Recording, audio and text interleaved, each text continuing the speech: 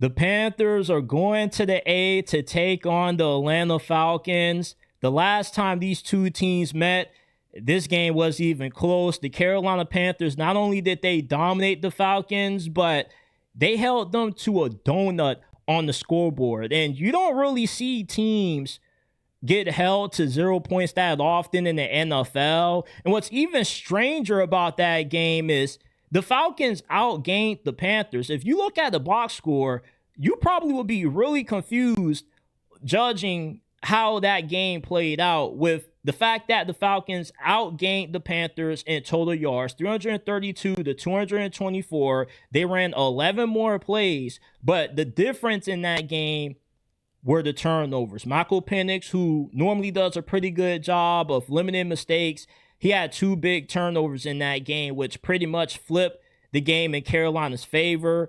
And although the Panthers dominated that first contest, Vegas doesn't really care about that. They have the Falcons favored by 3.5 for a very good reason, because the Falcons, from a talent standpoint, are better than what their record shows. From a talent standpoint, they have a better team than Carolina. They have a better defense, a lot more weapons on offense. We know about Bijan Robinson, even though it's very criminal how they're doing that, brother, in the red zone. We get it that Tyler Algier is a really good running back. But come on, man. Bijan Robinson is a top 3 running back in this league. There's no way how you can be late in these games and have Tyler Algier on the damn field over Bijan Robinson. And don't even get me started on how they're trying to use Bijan Robinson as a wide receiver, but all they do is throw bubble screens. When he's out wide, there's no creativity with the Falcons offense. You see, the Falcons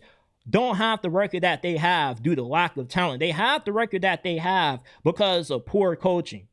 But they should be able to shake back in this game, because Michael Penix, he's going up against the Panthers defense that isn't good against the pass. Their pass rushes, man, their secondary outside of J.C. Horn, I bet you guys couldn't even name their other second corner without using Google.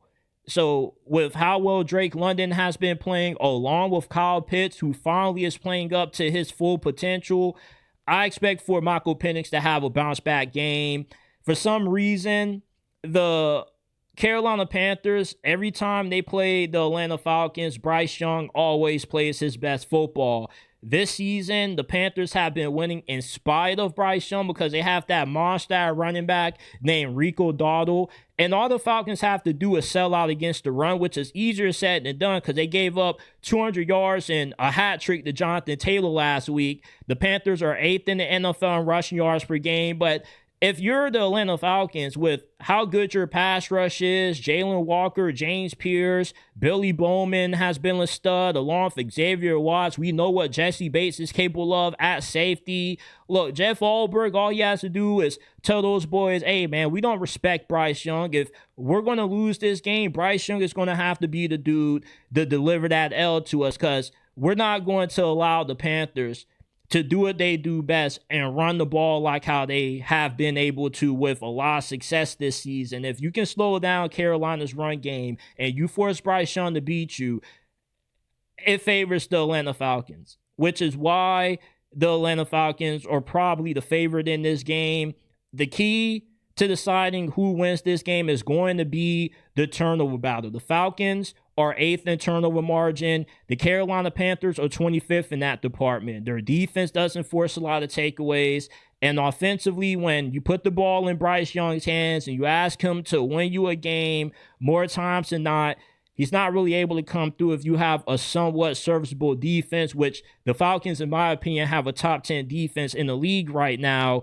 I'm taking them to win 21-13, and I'm taking them to cover as well. I just don't expect for Carolina's offense to really do that much unless they get assists from their defense and they can win a turnover battle like how they did last game. But Michael Penix, I've been listening to a few of his press conferences after last week's performance. He left a lot of plays on the table that could have changed the outcome of that game, and I'm expecting him to shake back.